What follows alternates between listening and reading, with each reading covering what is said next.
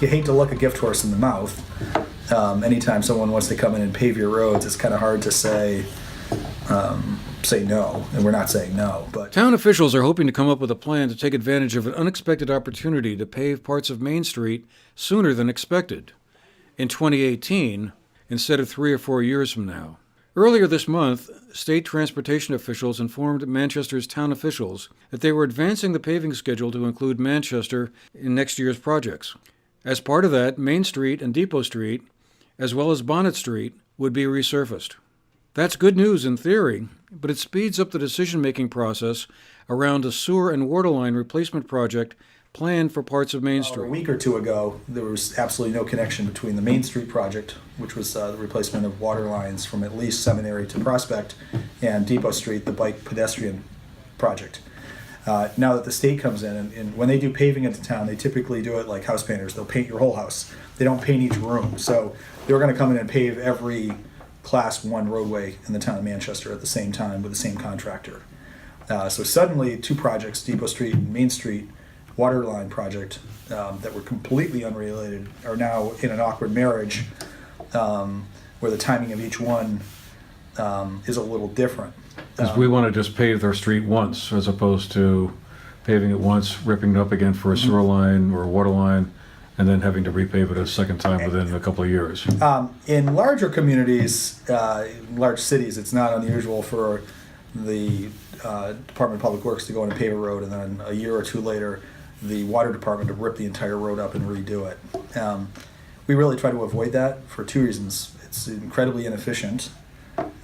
It's a waste of taxpayer money, and it irritates everyone, including me.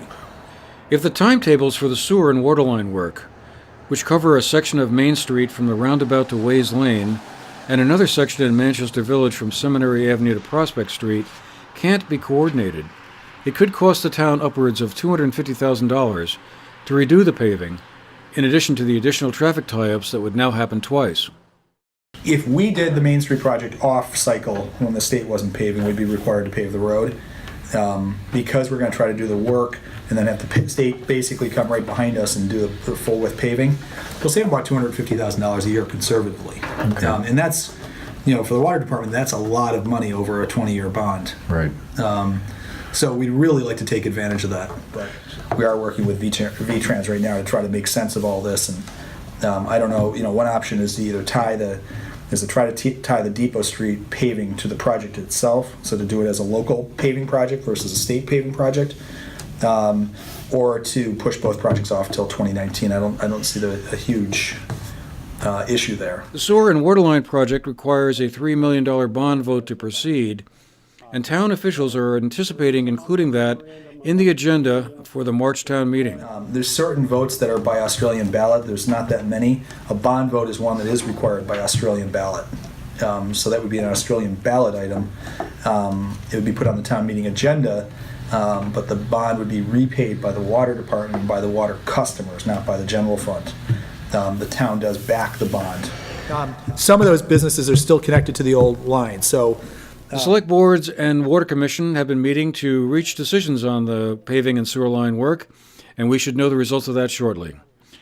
For the GNet TV News Project, I'm Andrew McKeever.